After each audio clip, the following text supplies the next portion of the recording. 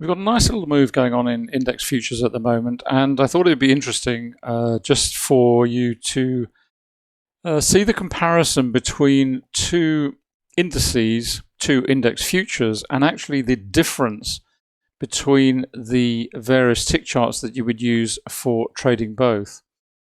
Now in the first column down here, I've got the ES, and I've got them on the same time frame, so I've got 1 minute, 2 minute, and 3 minute. And the same in this column for the NQ. Exactly the same. Over on the right hand side, I've got a couple of the tick charts running. I've got the NQ above and I've got the ES below. And what strikes you immediately is when you consider and compare the tick charts that you would be trading, the equivalent tick charts you were trading, they vary hugely.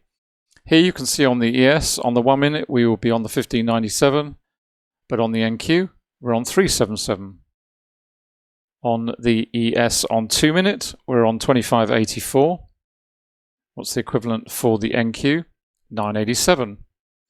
And finally, down to the 3 minute at the moment, on the ES, we would be on 4181, 4181 ticks, whilst on the NQ, we would only be running at 1597. And this is the point I made in the introductory video, that every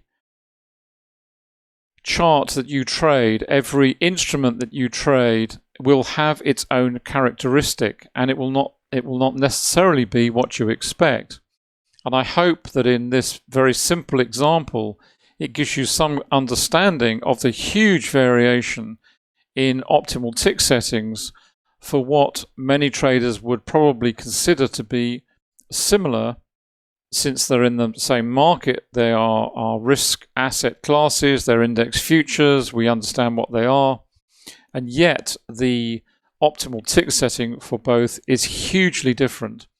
And as I mentioned in the introduction, the same would also apply whether you were trading the YM or the Russell, or whether you were trading stocks, or whether you were trading currency futures, or whether you're trading commodities, your gold, your silver, your soft, you're in soybean, you're in corn, you're in wheat.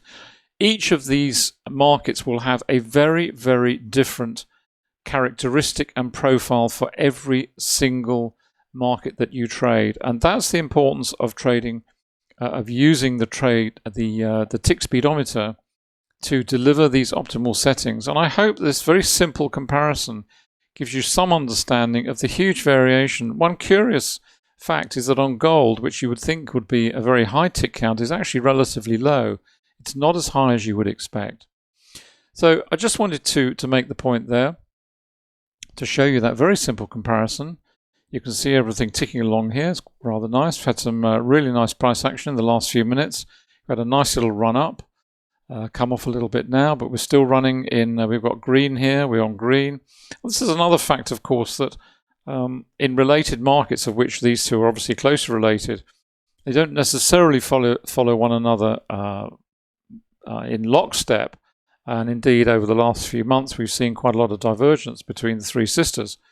But generally speaking, they do. And obviously what you'll see reflected in that, it's a great help when you're using multiple terminals to actually have multiple related indices up, so you can get a different perspective from a volume perspective and also from the tick chart perspective. So very short video. Hope you've enjoyed it. Hope that perhaps it's given you a little bit of food for thought. Lots more to come, so see you soon and bye for now.